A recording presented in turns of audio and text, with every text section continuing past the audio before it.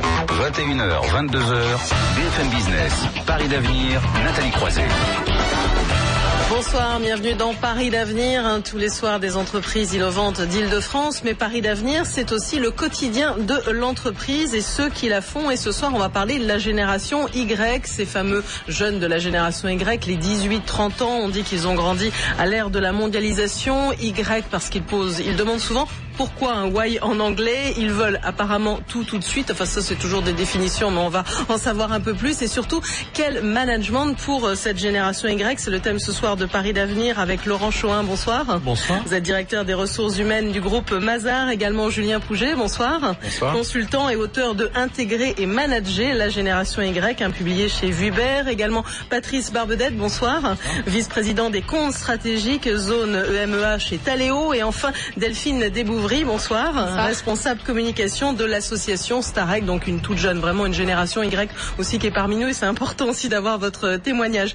Julien Pouget, donc je vais commencer par vous, un consultant, auteur de Intégrer et manager la génération Y, cette fameuse génération. Alors on peut peut-être arrêter tout de suite le débat, on va dire, parce qu'il paraît que finalement c'est juste en France qu'on se pose cette question tout le temps de la génération Y. C'est vrai ou c'est pas vrai? Alors non, on se pose la question dans bien des pays. Voilà, il y a même des ouvrages en Chine sur la génération Y chinoise. Donc non, c'est une question qu'on se pose un peu partout. D'accord, on se la pose partout, donc on peut se la poser ce soir. Alors ils sont combien? À peu près 13 millions, et très bientôt beaucoup seront la quasi-totalité sur le marché du travail. Évidemment, c'est là où se trouvent les enjeux. Il y en a déjà certains qui le sont, mais aussi... Voilà, effectivement, si on regarde les chiffres, il y en a 13 millions en France, 70 millions aux États-Unis et 200 millions en Chine. Si on regarde la France plus précisément, c'est vrai qu'il représente à peu près 20% de la population totale, et pour l'instant, une part des actifs qui est autour de 15%, mais ils vont évidemment augmenter très vite parce que certains terminent leurs études.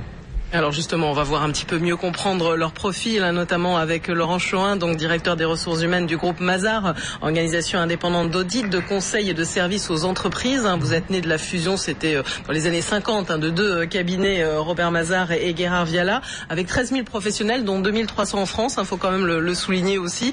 Et donc, cette jeunesse, ces jeunes, c'est dont on parle, cette génération Y, ils sont plus motivés parce qu'ils connaissent aussi la précarité. Comment vous les définissez, vous qui parfois accompagné aussi Motivé incontestablement, plus ou moins motivé, c'est différent. C'est vrai que chez Mazars, la caractéristique, c'est que c'est l'essentiel des gens qui travaillent chez nous. Voilà, donc ça c'est important. On a une moyenne d'âge de 28 ans en France, 24 ans en Russie, si on veut prendre un autre exemple que l'exemple occidental.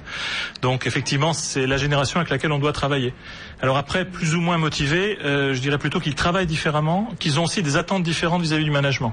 Il y a une clé de toute façon qui est indépendante de cette génération Y. Vous savez, la motivation, on motive pas des gens, on arrive à activer leur potentiel de motivation, on arrive à les mobiliser, mais la motivation c'est un phénomène très intérieur. Alors encore plus dans cette génération, c'est le propre de cette génération-là. Elle a des axes de motivation, disons des façons de se motiver qui sont très personnelles, beaucoup plus qu'avant. En fait. Voilà, le salaire évidemment toujours important, mais finalement il y a autre chose, il y a l'ambiance, les perspectives d'évolution, la reconnaissance aussi des compétences. Oui, le salaire reste plutôt un facteur potentiellement de démotivation et pas forcément de motivation. C'est pas suffisant pour attirer. En tous les cas, c'est pas là-dessus nous qu'on joue, c'est évident. Mais c'est vrai que leur attente est beaucoup plus large. La façon de travailler, par exemple, un peu de liberté dans ce qu'on fait, c'est toujours très bien. Patrice Barbedette, vous à Taléo, leader mondial des solutions de gestion des talents. C'est au départ une société canadienne, créée en 1996, et puis vous avez un siège social aussi en France. Et vous accompagnez en créant une plateforme qui permet justement d'optimiser le recrutement, la gestion des performances, la formation et la rémunération, et aussi finalement d'intégrer tous ces éléments pour permettre aux managers de mettre en avant tous les talents dont ils ont besoin. Vous reconnaissez un petit peu ce qu'on dit là depuis le début sur cette génération Y? Complètement, je pense que ce sont les gens qui finalement ils ne sont pas les seuls, ce sont les gens qui sont en quête de sens, qui sont en quête d'authenticité. Et je dirais que le rôle de l'entreprise, c'est finalement de répondre à leurs attentes et d'avoir non pas un discours où on va tout permettre, mais tout simplement aller vers ces valeurs et passer dans une culture où cette authenticité, cette transparence sont transmises, et notamment à travers un certain nombre de process détenus par les ressources humaines, mais qui permettent surtout aux managers d'avoir un vrai rôle de manager d'hommes et d'équipe, et pas seulement un manager d'objectifs. Alors il fallait aussi justement une jeune femme aussi sur ce plateau, c'est très bien, hein, Delphine Desbouvry. Alors vous avez 22 ans, je peux permettre quand même de le dire. 21, mais vous voyez, je vous ai légèrement vieilli, je suis désolée. Hein. Donc vous êtes responsable communication de l'association Starec, qui est une association donc étudiante de l'EDEC Business School, hein, il faut le dire, et vous organisez aussi la Croisée des Talents, c'est la plus grande compétition étudiante de management en Europe, avec quand même 400 étudiants qui sont issus de formations universitaires aussi et de grandes écoles, et qui s'affrontent à travers des épreuves. Vous êtes soutenu d'ailleurs dans cette démarche-là par Mazars, il faut le dire. Pas seulement, il y a d'autres grands noms aussi, Société Générale, Saint-Gobain. Alors vous, justement, qui êtes au contact de cette génération Y, là aussi, vous vous reconnaissez dans tout ce qu'on commence à dire ce soir dans Paris d'Avenir? Bah oui, c'est vrai que pour rebondir sur ce que vous disiez, on est de plus en plus informés, donc peut-être aussi de plus en plus exigeants, que ce soit à travers les réseaux sociaux, mais également les opportunités de rencontre qu'on a des différentes entreprises qui nous sont offertes par différentes écoles ou par des sites spécialisés qui nous donnent plus d'informations sur le recrutement, etc. Donc c'est vrai que nos attentes sont plus développées et on a tendance à justement à mieux se renseigner sur nos perspectives de carrière et les différentes opportunités que peuvent nous fournir les entreprises dans lesquelles on souhaite postuler. Voilà, parce que vous maîtrisez aussi beaucoup mieux les nouvelles technologies. Je crois qu'on dit que c'est les digital natives aussi aux États-Unis, donc véritablement ce rapport-là. Et alors, il y a deux interrogations, parce que j'ai fouillé un peu. On dit parfois finalement la génération Y, elle est plus soucieuse du rapport, on va dire, vie privée, vie professionnelle, et d'autres disent que non. Là, entre Julien Pouget. Moi, je me permets d'intervenir. C'est vrai que l'attente sur l'équilibre vie privée et professionnelle ne date pas de la génération Y. C'est une attente qui a été portée bien avant par d'autres générations. Ce qui est différent avec cette génération, c'est qu'elle le porte de manière intense. Et pardon pour la répétition, mais elle s'attend à satisfaire ses attentes. Et je prends un exemple. Moi, je travaille avec des entreprises de la distribution. Et ce qui les frappe, c'est qu'à la fin de la journée, on leur dit pas, les jeunes ne disent pas, cher responsable, est-ce que tu daignerais m'autoriser à quitter l'entreprise dans un souci de bon équilibre? Non, tout au plus, ils ont un salut. Et généralement, ils ont même pas un au revoir, ce qui a le don de les rendre fous. Voilà, donc c'est des attentes souvent qui sont pas nouvelles par leur nature, mais par la façon dont elles sont exprimées, soit très cash, soit avec une intensité forte. C'est-à-dire ce qui peut parfois créer un fossé aussi entre les générations, mais ça on en parlera après une première pause dans Paris d'Avenir sur BFM Business. La génération Y, visiblement, est porteuse d'optimisme. Et oui, quand on voit certaines études, et notamment une toute récente menée par Harris sur les femmes de 18-34 ans, qui estiment que la parité a progressé, environ 75% le disent, 80% quand même soulignent aussi qu'il reste des efforts à faire en matière de salaire. Ça, c'est un exemple comme un autre de cette fameuse génération Y dont on parle ce soir dans Paris d'Avenir. Et surtout, quel management pour cette génération Y, avec Laurent Chohin, directeur des ressources humaines du groupe Mazars, Julien Pouget, consultant et auteur de Intégrer et manager la génération Y, Patrick Barbedette, vice-président des comptes stratégiques zone EMEA chez Taléo, et enfin Delphine Desbouvry, responsable communication de l'association Starec. On a commencé à essayer de dresser un portrait, on va dire, de cette fameuse génération Y. Maintenant, il vaut mieux comprendre un petit peu concrètement aussi comment ça se passe en entreprise. On dit aussi que finalement, elle est assez souple en même temps, parce que justement, elle a un petit peu l'habitude de surfer un peu entre l'ambiguïté, l'incertitude, un environnement qui est peut-être moins évident que pour les fameux baby-boomers. Oui et non. Laurent Chohin. Si vous voulez, il y a trois caractéristiques qu'on retrouve toujours, quels que soient les pays d'ailleurs, parce que Mazars est présent dans 68 pays, donc c'est vrai que le phénomène est quand même très occidental, mais on constate effectivement dans l'ensemble des pays qu'il y a ce mouvement-là.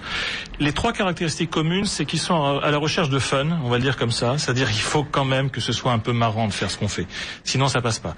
Deux, il y a un vrai besoin d'apprentissage. Ce sont des gens, c'est le fameux syndrome de Peter Pan, vous savez, quand on passe pas cette étape de rite initiatique de quitter l'adolescence pour l'âge adulte, en fait, il reste aussi quand même fondamentalement des étudiants. Et moi, personnellement, je trouve ça très bien, d'ailleurs. C'est-à-dire qu'en plus, c'est facile pour des gens de ressources humaines de bosser avec des gens comme ça.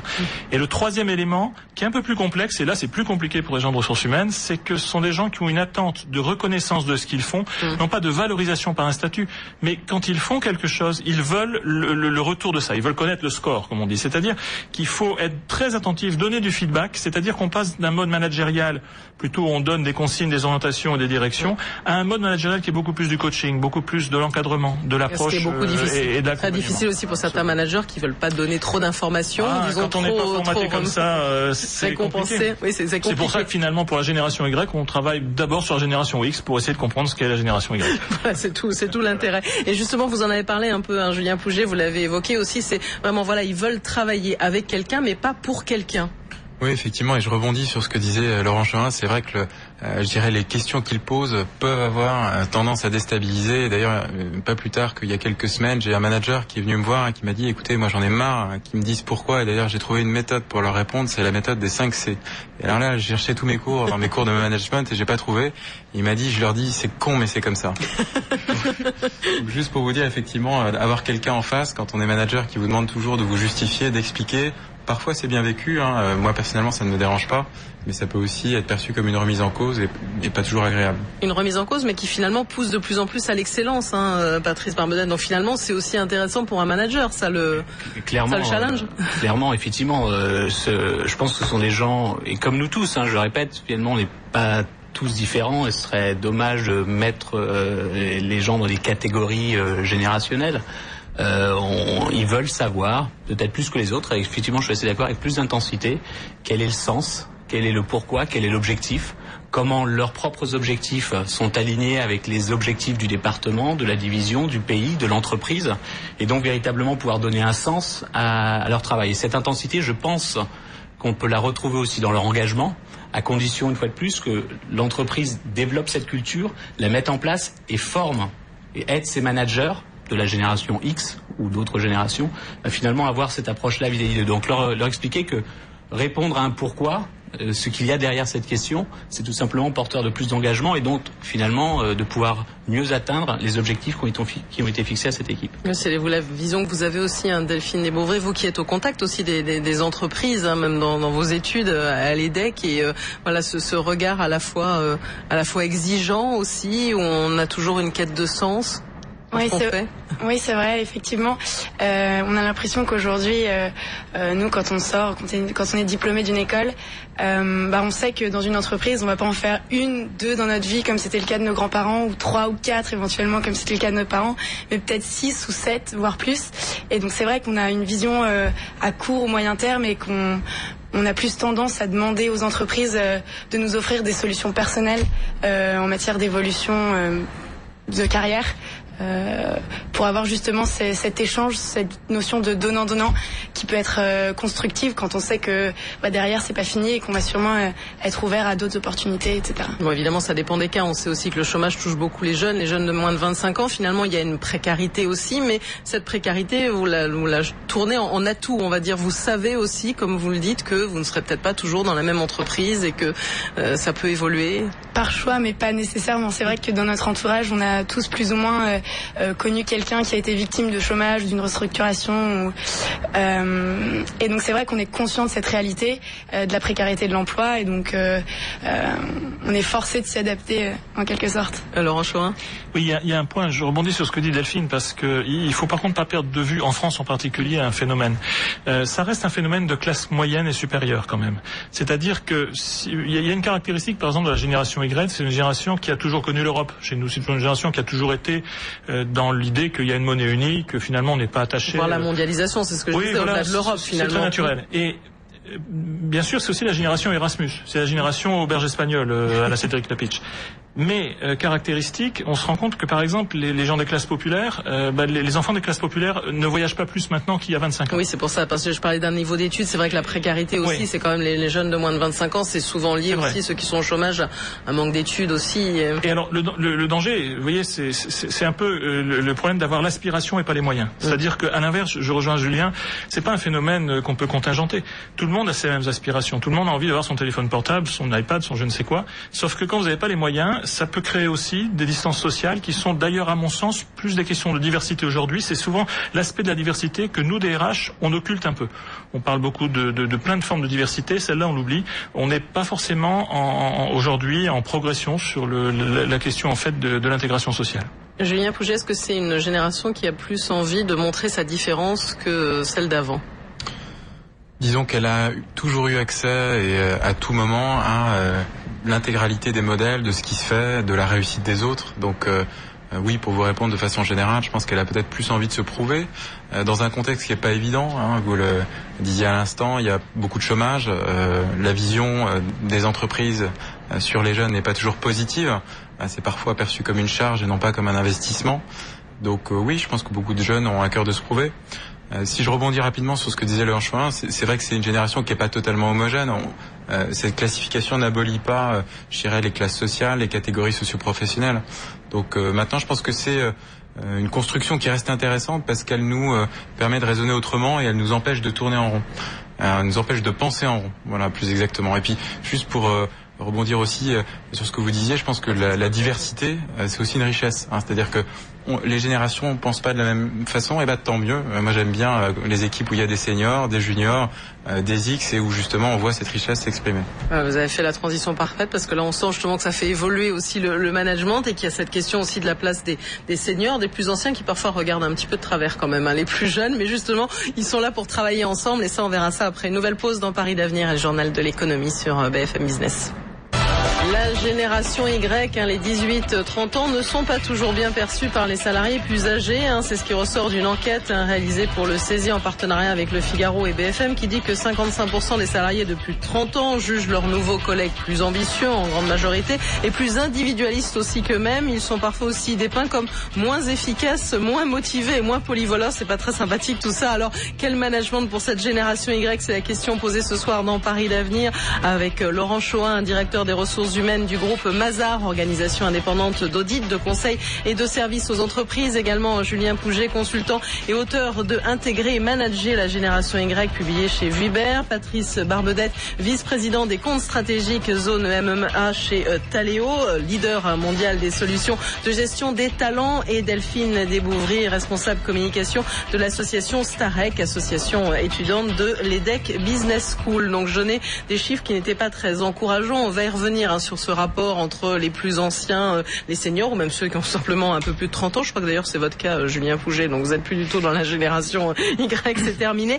Mais sur le management en lui-même et le fait que ça bouscule un petit peu aussi le management, est-ce qu'aussi c'est un peu facile peut-être pour eux de d'avoir une sorte de grille de lecture pour essayer finalement d'un peu mieux comprendre quelle est cette génération, voire un peu de la mettre dans une case? Quand on parle du management intergénérationnel, puisque c'est l'objectif, l'idée c'est effectivement de permettre à toutes les générations de mieux se comprendre et donc de mieux travailler ensemble. L'objectif du management intergénérationnel, il est simple, il y en a deux, c'est développer le vivre ensemble et être plus efficace dans l'opérationnel. Donc c'est assez pragmatique, et donc effectivement la compréhension par l'axe générationnel est une grille d'analyse utile. Mais elle n'est pas suffisante. Il y en a d'autres, effectivement. Je dirais que la grille des générations n'est pas la seule que le manager a à sa disposition, bien heureusement. Alors vous qui êtes au contact, typiquement Laurent Chouin, puis aussi Patrice Barbedette, des managers aussi, côté RH, tout ça, comment ils perçoivent cette génération Y? Ils y voient aussi... ils ont une certaine peur, une certaine crainte, ou finalement ils savent un peu aussi la décoder? Patrice Barbedette? Je pense pas qu'il y ait une certaine crainte. En fait, je pense que c'est surtout parfois une incompréhension. C'est une génération qui est née avec Internet et qui est née avec l'informatique. Donc tout simplement, l'un des outils essentiels, omniprésents aujourd'hui dans l'entreprise, ils le maîtrisent parce qu'ils sont nés avec. Oui, mais finalement c'est un atout aussi pour une entreprise de voir arriver quelqu'un qui est entre les mains. Finalement, il n'y a pas besoin de lui expliquer pendant des heures le fonctionnement. Complètement. Et donc c'est pour ça que ces gens-là peuvent effrayer éventuellement certains de leurs collègues qui sont peut-être un petit peu moins à l'aise. Et je pense qu'il faut prendre ça plutôt comme une force, d'autant que la génération Y est assez demandeuse de mentoring, de coaching. Et donc si on finalement, une fois de plus, on développe cette culture de management intergénérationnel, où on propose des plans de développement à la génération Y intégrant les générations précédentes dans ce coaching, finalement on va créer un vivre ensemble, j'aime beaucoup l'expression, qui va permettre à l'entreprise de bénéficier de toutes ces différences, de ces différents apports. Et je pense que le rôle de la RH, c'est finalement d'aider les managers à comprendre l'intérêt de ces différences, mettre en place des outils, des solutions pour que les managers puissent capter les motivations, les aspirations de tous les salariés, et notamment de cette génération-là, et donc de permettre aux managers d'avoir véritablement ce rôle de manager d'hommes et pas seulement de manager d'objectifs. Laurent Chohin. Oui, en fait, alors c'est un sujet intéressant parce que je vous aurais pas répondu pareil dans mes vies précédentes. Chez Mazars, il y a deux caractéristiques. On est une entreprise qui est très plate hiérarchiquement. Parce que la nature du métier le veut. On change beaucoup d'équipes, il n'y a pas de hiérarchie. Les jeunes entrants tutoient immédiatement les associés. De l'autre côté, on est dans un métier où l'importance de la relation au client, du contact au client est très forte. Or, si on regarde caractéristiques, nous, en tous les cas, ce qui nous semble clair de cette génération Y, c'est une génération d'écran. C'est-à-dire, c'est une génération qui, faut être très honnête, va très très vite et très bien organisée, a une capacité d'analyse, de réflexe qui est très très bonne. Par contre, paradoxalement, nous, on doit veiller à ce que les gens plus seniors, cette génération X, soient capables de transmettre ce qui fait l'essence même, finalement, d'une vie réussie, d'ailleurs professionnelle, c'est-à-dire une qualité de contact, de conviction et de confiance qui, ça, n'est pas naturellement cette génération-là. J'allais dire, on est capable de se retrouver parfois sur des lieux sociaux virtuels, reste à les accompagner beaucoup plus que ce que la nature ne leur a donné dans la capacité à avoir un vrai contact humain. Et ça, c'est quelque chose qu'on essaie de préserver chez notre génération X. Le danger, vu ce que vous dites aussi, c'est finalement de démobiliser, de démotiver les troupes, on va dire. Typiquement, parce que voilà, il y a une attente donc non mais c'est vrai, si justement on n'est pas à l'écoute justement de ces attentes dont on parlait. C'est vrai, c'est très juste. Et il est fondamental vraiment de garder ce côté humain. C'est d'ailleurs un peu l'idée. Nous, notre positionnement, c'est ça. C'est deux idées d'ailleurs, Mazars. C'est des partenaires humains au sens des associés humains, si vous voulez, mais associés au sens large du terme. C'est-à-dire que tout le monde peut jouer ce rôle-là. Et deuxièmement, c'est de faire que les années qu'on passe chez nous soient les années dont on se souvient. Vous voyez, donc créer du lien social en réalité. Delphine Desbrouvry, alors sur ces rapports justement avec les plus anciens qui peuvent accompagner, voire je crois que vous développez, vous aimez bien l'idée, vous tutorat croisé, vous en parlez beaucoup, Julien Pouget, donc justement la place aussi des générations finalement qui se rejoignent. C'est quelque chose que vous sentez, l'envie que vous sentez dans votre génération ? Oui, c'est vrai qu'on a l'habitude de travailler ensemble, c'est un besoin et un désir. Après, je pense que notre génération est consciente qu'on a besoin de l'expertise des seniors pour pouvoir au mieux faire fructifier notre créativité. Mais vous sentez quand même que vous êtes mal perçu. Je donnais des chiffres au début qui n'étaient pas très encourageants sur la perception qu'avaient ceux qui ont plus de 30 ans, oui, voire c'est 40. Possible. Ouais. C'est peut-être à double sens aussi. Parce que c'est vrai que j'ai l'impression qu'on a moins la projection qu'on pouvait avoir auparavant sur les top managers de telle ou telle entreprise de plus d'une quarantaine ou cinquantaine d'années qui pouvaient être teintés d'envie ou d'admiration. C'est vrai que maintenant, on a une vision à moyen ou court terme qui va faire qu'on va se demander avec qui je vais travailler au sein de cette entreprise, avec quel manager, qui va m'encadrer, qui va véritablement m'apprendre et pouvoir me donner les clés pour réussir ma carrière, etc. Donc c'est vrai que on ne sait pas forcément comment se situer tant qu'on n'a pas encore véritablement mis un pied dans le bain. Oui, évidemment, c'est logique. Et il y a quand même encore peu d'entreprises, peut-être parce que voilà, c'est une génération qui arrive tout fraîchement sur le marché du travail. Donc encore, il y en a certaines qui sont un peu pionnières en la matière et qui ont compris un peu comment s'y prendre, Julien Pouget, mais il y en a beaucoup qui ont encore du mal, il faut bien le dire. Oui, alors c'est d'autant plus facile quand on s'appelle Mazars et qu'on a une moyenne d'âge à 28 ans ou Google à 29 ans, puisque je dirais que le problème ou l'opportunité s'impose d'elle-même. Dans d'autres sociétés qui sont installées depuis plus longtemps, c'est vrai que ça arrive progressivement et donc les mentalités des managers et de l'organisation en général évoluent plus lentement. Pour évoquer effectivement ce sondage qui était relativement déplaisant, qui est pas très sympathique à entendre, c'est vrai qu'il faut bien comprendre aussi que lorsque des jeunes arrivent dans l'entreprise et qu'ils ont des valeurs totalement différentes, notamment sur la place du travail dans la vie, ça peut choquer. Vous êtes manager, toute votre vie c'est votre travail. Quand vous intégrez quelqu'un qui vous dit que non, pour lui le travail c'est un élément de son accomplissement. Si en plus ça peut être fun, voilà. Mais ça doit d'abord être fun et puis en plus ça doit concourir à son épanouissement plus global. C'est pas le centre de sa vie. Donc vu d'un manager qui a toujours vécu sur ce référentiel-là, ça peut être choquant et voire décevant. Maintenant, c'est tout l'objet du management intergénérationnel, c'est d'apprendre à décentrer et de pas forcément projeter son référentiel de valeur. Laurent Chohin, je vous voyais prêt à réagir.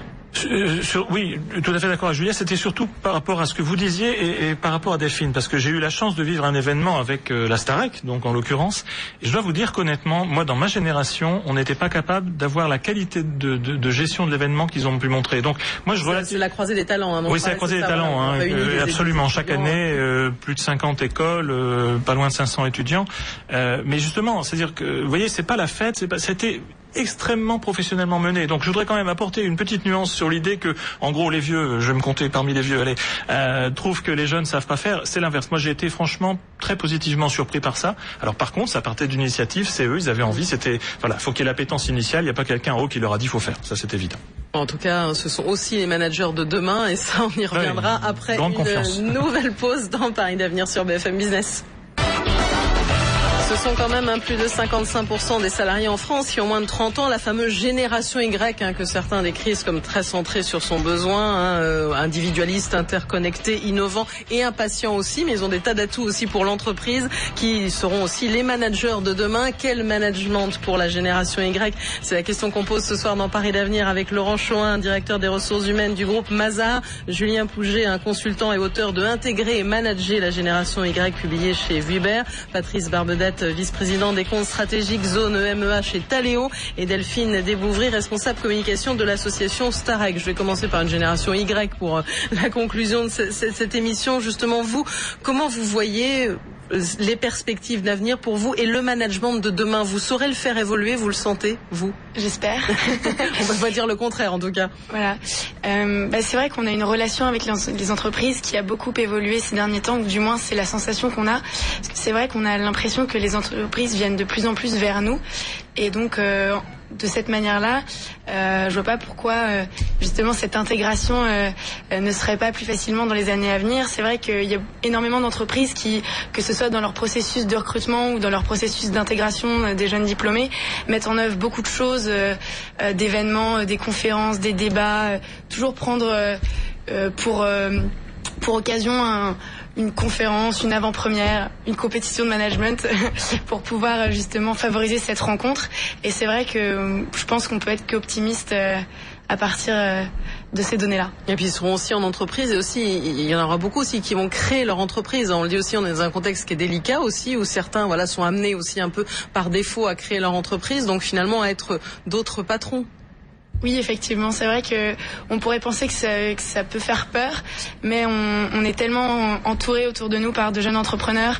C'est un mot qui est vraiment banalisé aujourd'hui que finalement créer son entreprise, c'est prendre un risque, mais vous n'en avez pas peur non plus. Mesurer, exactement.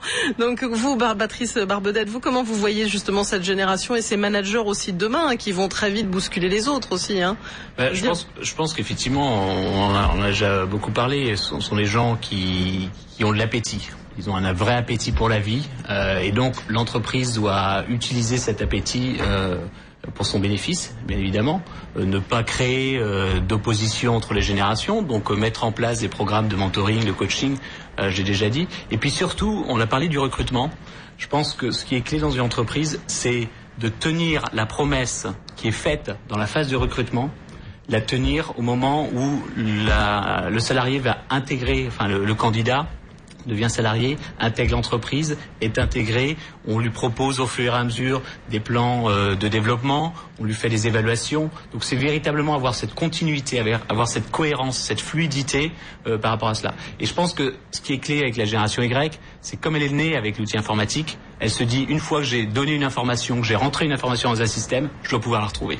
Et aujourd'hui, ce que je sens, ce que nous sentons tous les jours en discutant avec des entreprises, c'est que finalement, les systèmes d'information entreprise ne sont pas toujours aussi interconnectés et permettent d'avoir cette fluidité de l'information. Et c'est parfois ce qui crée un décalage entre la perception de la génération Y qui se dit je rentre dans une entreprise qui est innovante, qui a une ambition, qui est formidable, et puis on me pose parfois des questions qui sont assez déroutantes par rapport à ce que j'imagine ou ce que j'imaginais de cette entreprise. Donc, finalement, et c'est là où on peut les aider. Et je vois de plus en plus d'entreprises qui ont finalement se posent cette question: comment je peux être beaucoup plus efficace, comment je peux accompagner mes managers, mais comment je peux avoir tout simplement des systèmes d'information qui me permettent d'être beaucoup plus efficace et d'être complètement fluide. Finalement, c'est l'idée que vous développez, c'est finalement de repenser l'entreprise, Laurent Chohin. Finalement, avec cette nouvelle génération, on définit des nouveaux codes aussi, pas seulement le management. En tous les cas, c'est toujours la même recette. Faut écouter et mettre en scène. C'est-à-dire que écouter, c'est très important. C'est une génération qui ne fonctionne pas sur les mêmes codes, pas sur les mêmes canaux, j'allais dire, pour prendre une expression peut-être médiatique.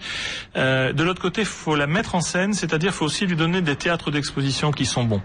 On l'a vu, c'est l'exemple de Delphine et de son association, mais au-delà de ça, ce qu'on essaie nous de faire, c'est en permanence ça, c'est de donner finalement des terrains de jeu où les gens vont pouvoir s'accomplir. Après, qu'ils restent chez nous ou pas, c'est une autre histoire. C'est-à-dire finalement, s'ils trouvent qu'ils ont mieux à faire ailleurs, il y a un ancien président qui me disait: je préfère des gens bons qui partent que des mauvais qui restent. C'est un peu l'idée, si vous voulez. C'est-à-dire finalement, l'entreprise a aussi intégré l'idée qu'elle ne resterait peut-être pas toujours avec les mêmes collaborateurs. De toute façon, si vous avez une moyenne d'âge de 28 ans, il y a un moment, ils vont dépasser là. Déjà, oui, bien sûr. Mais surtout, je pense qu'il faut essayer de fidéliser. Moi, je crois beaucoup à ça. D'ailleurs, nous vivons sur nos associés, qui sont des gens qui font une carrière chez nous, c'est-à-dire qui jeunes deviennent des exécutifs de l'entreprise. Mais très clairement, il faut réussir à donner ces espaces de développement personnel, d'éducation finalement, qui font que même si on quitte un jour Mazars, alors les années Mazars devront rester. C'est ça un peu l'idée en fait.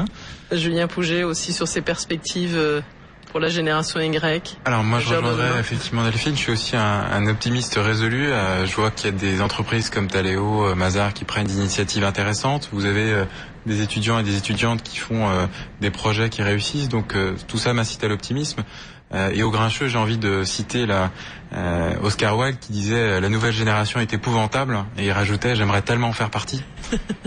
Donc voilà, c'est ce qu'on peut dire. Moi je suis quelqu'un d'optimiste. Je pense que tout cet effort qu'on est en train de faire vis-à-vis des collaborateurs, accessoirement, ça va servir aussi vis-à-vis des clients, puisque ces Y sont évidemment dans l'entreprise en tant que collaborateurs, mais faire cet effort pour les comprendre, je pense que c'est pas dénué d'intérêt aussi sous l'angle commercial, marketing, puisqu'au fond, c'est aussi ceux qu'on a en face et ceux pour qui on travaille. Voilà. Ouais, donc je suis certain qu'on y arrivera. Et allez, une autre citation pour la route, c'est que le progrès, c'est l'injustice que chaque génération commet vis-à-vis de celle qui l'a précédée.